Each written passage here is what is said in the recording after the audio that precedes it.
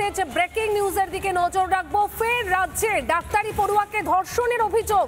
দুর্গাপুরে বেসরকারি মেডিকেল কলেজের পড়ুয়াকে ধর্ষণের অভিযোগ। দ্বিতীয় বর্ষের ডাক্তারি পড়ুয়াকে ধর্ষণের অভিযোগ। ডাক্তারি পড়ুয়াকে নির্জন জায়গায় নিয়ে গিয়ে ধর্ষণের অভিযোগ। ওড়িশা জলেশ্বরের বাসিন্দা নির্যাতিতা তরুণী। পুলিশের বিরুদ্ধে অসহযোগিতার অভিযোগ পরিবারের। ওড়িশা থেকে পড়তে এসে ধর্ষণের শিকার তরুণী। দুর্গাপুরের মেডিকেল কলেজে ডাক্তারি পড়ছিল নির্যাতিতা। নির্যাতিতার এক বান্ধবী ফোনে ঘটনার কথা জানায় পরিবারকে। খবর পেয়ে কলেজে পৌঁছয় নির্যাতিতা তরুণীর পরিবার। আর প্রশ্নের মুখে কলেজের নিরাপত্তা। নির্যাতিতার বাবা ঠিক কি জানাচ্ছেন শুনবো। মেডিকেল কলেজ কি সেভাবে কোনো সাহায্য আপনি পাচ্ছেন? কিছু তো এখন তো পাইনি, কিছু পাইনি, কিছু রেসপন্স নেই। আমরা এই বাইরে থেকে যাও এর বন্ধুগুলো চলে এলো বলে একটু হেল্প মিলছে, একটু সাহস আছে। হ্যাঁ, বেঙ্গলে তো সুরক্ষিত নেই, গুড়া থেকেও নেই। আজকে কি বলছেন, আমি ডরেও থাকতাম। তো এই ঘটনা ঘটবে বলে আমি কখনো ভাবতে পারতাম। আমার মেয়ের জন্য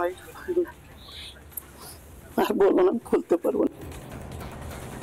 কথা বলবো প্রতিনিধি রমেনের সঙ্গে। রমেন, রাজ্যে ডাক্তারি পড়ুয়াকে ধর্ষণের অভিযোগ আর আরো একটা মারাত্মক অভিযোগ উঠছে যে পরিবার যেটা জানাচ্ছে যে পুলিশ অসহযোগিতা করছে। ঠিক কি বলছে পরিবার, যে পুলিশ কেন অসহযোগিতা করছে?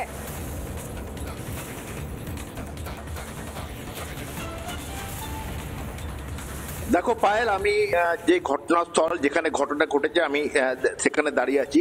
এই যে রাস্তা, এই রাস্তা যাচ্ছে দুর্গাপুরের যে বেসরকারি মেডিকেল কলেজের যে ছাত্রী, দ্বিতীয় বর্ষের পড়ুয়া।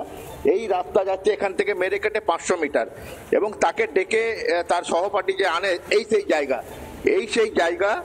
এই জায়গা এবং তাকে এই জঙ্গলে টেনে নিয়ে যাওয়া হয়।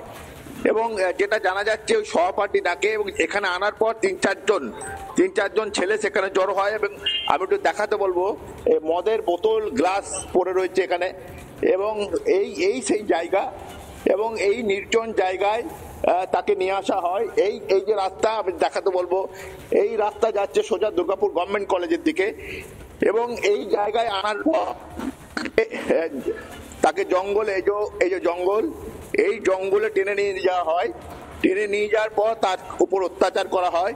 আমি দেখাতে বলবো সেই জঙ্গল, অত্যাচার করা হয়, তার মোবাইল কেড়ে নেওয়া হয় এবং তার কাছে টাকা চাওয়া হয়। বলা হয় যে সকালবেলা 3000 টাকা এনে মোবাইল নিয়ে যেতে, কিন্তু তার কাছে যা টাকা পয়সা ছিল সেটা কেড়ে নেওয়া হয়।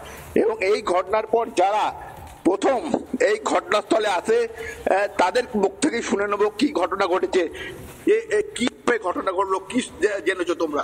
আমরা রাতের বেলা যখন আসি তখন জানতে পারি যে মেয়েটি যে সেকেন্ড ইয়ারে পড়ুয়া, সে একটা তার বয়ফ্রেন্ডকে নিয়ে বাইরে গেছিল ঘুরতে।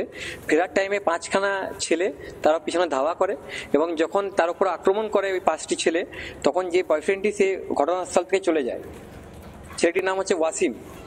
এবং তারপরে ওই 5জন ছেলে নির্মমভাবে তার উপর অত্যাচার করে এবং তাকে গ্যাংরেপ করে। এবং সে মেয়েটি যখন নিজে হসপিটালের দিকে আসে এবং হসপিটালে অ্যাডমিট হয়, আমরা কোনো রকম করে খবর পাই, আমরা তখনই এসেছি।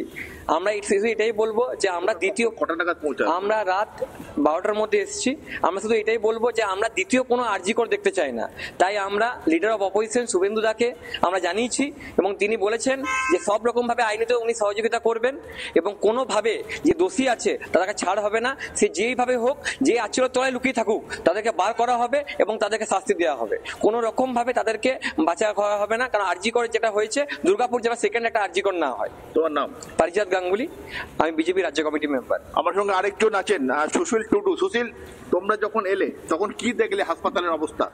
আমরা যখন ঘটনাস্থলে আসি তখন আমরা হসপিটাল কর্তৃপক্ষের সাথে যোগাযোগ করি। ওনারা কিন্তু আমাদেরকে ওখানে খবর নেওয়া বা ঢোকার জন্য কোনো পারমিশন দিচ্ছিলেন না। আমরা অনেকক্ষণ ওয়েট করার পর ওনারা আমাদের একজন মাত্র, ইনি হচ্ছেন আমাদের পারিজাত দাকে দেখা করতে দেন। তারপর আমরা মোটামুটি সারা রাত যখন ওখানে থাকি, 4 নাগাদ ছাত্রীটির মা বাবা যখন এখানে আসেন, তখন ওই টাইমে মোটামুটি 5:30টার সময় দুর্গাপুরের 2টো পিএস থেকে পুলিশ এসে তদন্ত করার প্রক্রিয়া শুরু করেন। কিন্তু আমরা এখানে ঘটনাস্থলে এসে যখন আমরা শুনি ছাত্রীটির মুখ থেকে, যে উনি বলেন যে আমি এখানে লোকাল পিএসকে 100 ডায়াল করে সহযোগিতা চেয়েছিলাম, ওনারা ঘটনাস্থলে এসেছিলেন এবং ওনারা বলেন নাকি এই জায়গাটা আমাদের এরিয়ার মধ্যে পড়ে না, এটা অন্য পিএস। মানে 2 পিএস এর মধ্যে টানাটানি? হ্যাঁ, লাস্ট পুলিশের কি ভূমিকা, পুলিশ কখন এসেছিল? আমরা যখন ঘটনাটা জানতে পারি, আমরা যখন বিভিন্ন জায়গায় যোগাযোগ করতে শুরু করি, তখন 2 PS কিন্তু চলে আসে। তারপর থেকে ওনারা এসছেন, ওনারা নিজেরা একটা ইনভেস্টিগেশন শুরু করেছেন বলছেন। এবার এখন অবধি যারা অপরাধী তারা ধরা পড়েছে কিনা আমাদের কাছে কিন্তু কোনো খবর নেই। আমরা কাল রাত থেকেই আমরা ছাত্রীটির পরিবারের পাশে আছি, যেহেতু ওনারা উড়িষ্যায় থাকেন, ওনার বাবা মা আমাদের সাথে যোগাযোগ করেছিলেন। আমরা তাই রাত থেকে এখন অবধি এখানেই আছি। কতটা লজ্জার আমাদের রাজ্যের পক্ষে এটা? দেখুন, রাজ্যের জন্য প্রচন্ড লজ্জাজনক, কারণ আমরা এখানে এসে ছাত্রীটির বাবা আমাদের কাছে বলছেন যে আমার উড়িষ্যায় হলে এটা অ্যাকশন হয়ে যেত, এখানে কিন্তু আমার এখানকার প্রশাসনের প্রতি কোনো ভরসা নেই। রমেন, এটা উনি বলছেন। আমাদের যে ঘটনা ঘটছে, নারী নির্যাতনের ঘটনা, ফের রাজ্যে ডাক্তারি পড়ুয়াকে ধর্ষণের অভিযোগ, তুমি সঙ্গে থাকো। আর এই মুহূর্তে এই বিষয় নিয়ে জাতীয় মহিলা কমিশনের সদস্য অর্চনা মজুমদার টেলিফোনে ঠিক কি জানিয়েছিলেন শোনাবো আপনাদেরকে। আমি উদ্বিগ্ন, চিন্তিত, হতাশ। আমি আরজিকর দেখলাম, ল কলেজ দেখলাম, মুর্শিদাবাদ মেডিকেল কলেজ সেখানে গেলাম, মালদা হলো, আপনার এরপরে পর সমানে কলেজ ছাত্রীদের ওপরে, কম বয়সী মেয়েদের ওপরে যেভাবে যৌন নির্যাতন, রেপ এবং অ্যাটেম্প টু রেপ, মার্ডার ঘটনা হুহু করে বাড়ছে। তার প্রধান কারণ হলো দুটো। একটা হলো রাজ্য সরকার, পুলিশ এবং প্রশাসন দোষীদের সঠিক শাস্তি সঠিক সময়ে দিচ্ছে না। তারা জানে রেপ করব, আবার আমরা মিশে যাব দলে। দ্বিতীয় কারণ হলো আমাদের যে এই কলেজগুলোতে প্রপার আইসিসি কমিটি নেই, পশ অ্যাওয়ারনেস নেই, কোনো কলেজে আইসিসি কমিটিই নেই। রমেন, তুমি একদম ঘটনাস্থল থেকে আমাদের দেখাচ্ছিলে যে কিভাবে ওই তরুণীর সঙ্গে নির্যাতনের ঘটনা ঘটেছে, কোথায় ঘটেছে সেই ছবি তুলে ধরছিলে। ওই কলেজ পড়ুয়ার শারীরিক অবস্থা কেমন রয়েছে? তুমি সঙ্গে থাকো রমেন। এই মুহূর্তে অভয়ের মা আমাদের সঙ্গে রয়েছেন। ফের রাজ্যে ডাক্তারি পড়ুয়াকে ধর্ষণের অভিযোগ, কি মনে হচ্ছে যে রাজ্য সরকার কি মেয়েদের নিরাপত্তা দিতে বারবার ব্যর্থ হচ্ছে, কি বলবেন? আমরা আবারও যোগাযোগ করব। ফের রাজ্যে ডাক্তারি পড়ুয়াকে ধর্ষণের অভিযোগ, অভয়া কাণ্ড আমরা দেখেছিলাম, রাস্তায় নেমে প্রতিবাদ হয়েছিল, কিন্তু তারপরে ওই রাজ্যের ছবিটা কি বদলেছে? যে ঘটনা বারবার ঘটছে, বারবার প্রত্যেকটা দিনই আপনাদের সামনে তুলে ধরতে হয় রাজ্যের কোথাও না কোথাও মেয়েদের সাথে নির্যাতনের ঘটনা ঘটছে। আর এবার রাজ্যে ডাক্তারি পড়ুয়াকে ধর্ষণের অভিযোগ, দুর্গাপুরের বেসরকারি মেডিকেল কলেজের পড়ুয়াকে ধর্ষণের অভিযোগ, দ্বিতীয় বর্ষের ডাক্তারি পড়ুয়া, তাকে ধর্ষণের অভিযোগ, নির্জন জায়গায় নিয়ে গিয়ে ধর্ষণ করা হয় এমনটাই অভিযোগ। ওড়িশার জলেশ্বরের বাসিন্দা নির্যাতিতা তরুণী, পুলিশের বিরুদ্ধে অসহযোগিতা। আমাদের সঙ্গে রয়েছেন অভয়ের মা। রাজ্যে আবারও ডাক্তারি পড়ুয়াকে ধর্ষণের অভিযোগ, কি বলবেন? এরকম ঘটনা ঘটতেই থাকবে। অপরাধী যদি বিচার না, অপরাধীকে যদি ধরা না হয়, তার মাথায় যদি প্রশাসনের হাত থাকে, অপরাধ এরকম ঘটতেই থাকবে। রাজ্য সরকারের ব্যর্থতা বলেই কি মনে করছেন? ব্যর্থতা নয়, ব্যর্থতা একদমই নয়। উনি যারা অপরাধ করে তাদের আড়াল করার চেষ্টা করেন সব সময় আমাদের মুখ্যমন্ত্রী। আর এই আড়াল করার চেষ্টাতেই যারা অপরাধ করে তারা ভাবে কিছুই না, আমরা তো অপরাধ করে কোনো শাস্তি পাবো না, সেই জন্যই অপরাধের প্রবণতাটা বেড়ে যাচ্ছে, একদম সেই জন্য। নিরাপত্তা কি নেই? যেখানে মেয়েরা পড়তে যাচ্ছে সেই জায়গাতেই যদি কোনো নিরাপত্তা না থাকে, কর্মস্থলে নিরাপত্তা না থাকে, এই নিরাপত্তা দেওয়ার দায়িত্ব তো রাজ্যের। কোনো নিরাপত্তা নেই মেয়েদের বলুন, ছেলেদের বলুন, কোথাও। এই যে কিছুদিন আগে জল হলো, সেখানে দেখলাম আমরা 14 জন প্রাণ হারালেন, কারেন্ট খেয়ে কেউ মারা গেলেন। কি কোনো কিছুতেই মানুষের সুরক্ষা বলতে পশ্চিমবঙ্গে কিছুই নেই। তারপরে মেয়েরা তো আরো আছে নিরাপত্তাহীন, কাজের জায়গা বলুন, পড়ার জায়গা বলুন, কোথাও নিরাপত্তা নেই। যে যাচ্ছে আর যার যাচ্ছে সেই শুধু যাচ্ছে, কারণ কোনো হেলদোল নেই, প্রশাসনের তো নেই। অভয়াকাণ্ডের সময়ও আপনারা বারবার বলেছিলেন যে পুলিশ তথ্য প্রমাণ লোপাটের চেষ্টা করেছে, এক্ষেত্রেও পরিবারের অভিযোগ যে পুলিশ অসহযোগিতা করছে। পুলিশই সব থেকে বড়। আগে যেমন গুন্ডা থাকতো, এখন আমাদের মাননীয় মুখ্যমন্ত্রী পুলিশদের দিয়ে সেই গুন্ডার কাজটা করান। ধন্যবাদ আপনাকে। পুলিশ এসে থ্যাংক ইউ।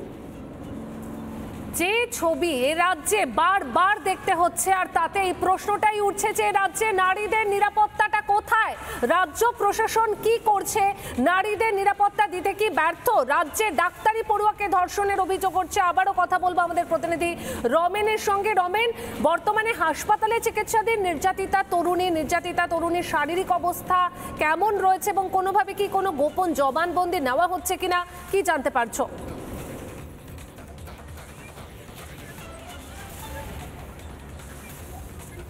দেখো, ডাক্তারি পড়ুয়ার অবস্থা স্থিতিশীল।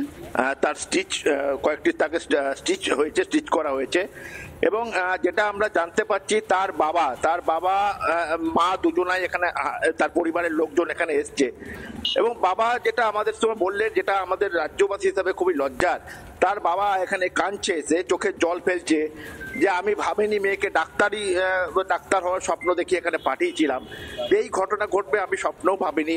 এটা আমি উড়িষ্যায় এটা হলে হয়তো আমি কিছু করতে পারতাম, কিন্তু এখানে আমি বড় অসহায়। মাহাতো এই মুহূর্তে আমাদের সঙ্গে রয়েছে। আবারও এ রাজ্যে ডাক্তারি পড়ুয়াকে ধর্ষণের অভিযোগ। এই যে এত আন্দোলন, এত প্রতিবাদ হলো, তাহলে কি কোনো পুরো ছবিটা বদলালো না? বদলাতে তখনই পারে যদি সদিচ্ছার জায়গা থাকে। তাহলে আমরা শুরু থেকেই দেখেছি একটা সদিচ্ছার অভাব, প্রথম দিন থেকে আমরা লক্ষ্য করেছি। এই জায়গা থেকে আমরা মনে করেছিলাম যে আমরা স্বাস্থ্য ব্যবস্থার কথাই বলেছিলাম। আমরা কি বলেছিলাম যে সদিচ্ছা প্রয়োজন, অবায়ের ন্যায় বিচারকে যদি আমরা খেয়াল করে দেখেন তাহলে সিবিআই এবং সুপ্রিম কোর্ট, মহামান্য সুপ্রিম কোর্ট সমানে কি বলছি সবার প্রতি, রাজ্য প্রশাসন যেভাবে ইনভেস্টিগেশন হাসাপ করলো, তথ্য প্রমাণ লোপাট করলো, এগুলো দিনের আলোর মতন জনসমাজে আজকে বাংলার মানুষের কাছে করছে। তাহলে এটা হচ্ছে একটা সামগ্রিক চিত্র। এই জায়গা থেকে সত্যি ন্যায় বিচার পাওয়া আজ কঠিন। তো আমাদেরকেও যে জায়গাটা মনে রাখা উচিত যে আমরা যে তীব্র আন্দোলন গড়ে তুলেছিলাম, সেই আন্দোলনের মধ্য দিয়ে বিভিন্ন দাবি দাবা আমরা আদায় করতে পেরেছিলাম। সঞ্জয় রায়ের মতন একজনকে কনভিক্টেড করতে পেরেছিলাম। সুইসাইডের থিওরি থেকে শুরু করে সেটা যে একটা রেপ অ্যান্ড মার্ডার, এটা পশ্চিমবাংলার মানুষের মনের মধ্যে স্টাবলিশ। তাহলে এই জায়গাটা তৈরি হয়েছিল আন্দোলনের মধ্য দিয়ে। তাহলে গণ আন্দোলন প্রয়োজন এবং পাশাপাশি আমি চাইবো যে ঘটনা ঘটেছে সেই ঘটনা সেই চিত্রটা সত্যি বদলাচ্ছে না রাজ্যের। ধন্যবাদ আপনাকে। নানা ধরনের কন্টেন্ট দেখার জন্য লাইক করুন, শেয়ার করুন আমাদের ফেসবুক পেজ, সাবস্ক্রাইব করুন আমাদের ইউটিউব চ্যানেল।